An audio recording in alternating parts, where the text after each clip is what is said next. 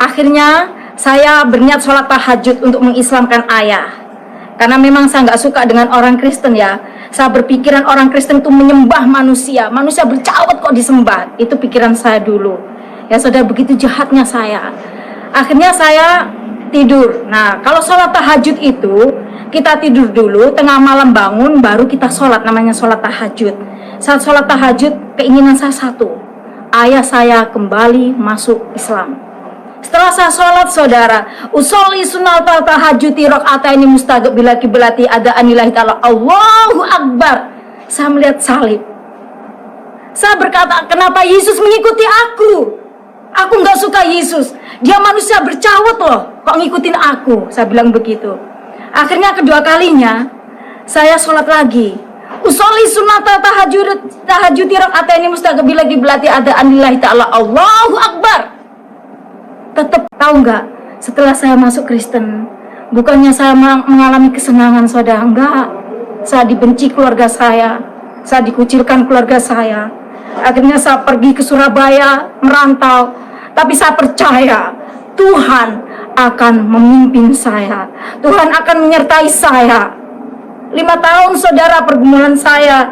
Di situ saya ketemu ayah rohani saya, Bapak Pendeta Simanjuntak, yang punya GBIF Rata Surabaya, yang sekarang sudah terbakar ya gerejanya.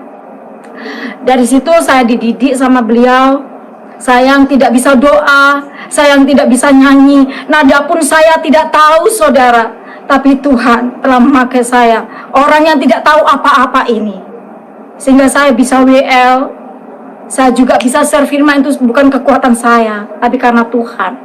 Akhirnya saudara, saya bergumul 5 tahun. Saya ingin Tuhan kembalikan keluarga saya. Tuhan ingin pulihkan keluarga saya supaya saya diterima kembali.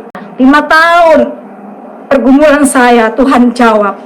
Saat saya WL saudara di gereja itu, karena ada pembakaran gereja, jadi ibadahnya ada di rumah, dilempar batu saudara dari luar. Itu batu bukan kena saya, tapi batu melayang di atas kepala saya. Padahal itu pas kacanya itu tepat kepala saya, tapi dia melayang batunya di atas kepala saya turun ke sini. Saat saya selesai WL, keluarga saya datang pakai jilbab semuanya. Dia katakan, Maria pulanglah, engkau tetap anakku. Betapa luar biasanya Tuhan.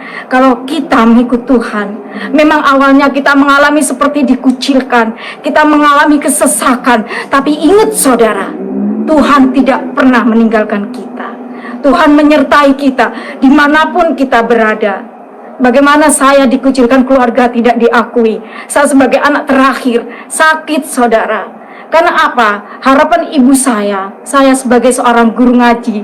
Tapi kenapa bisa masuk Kristen?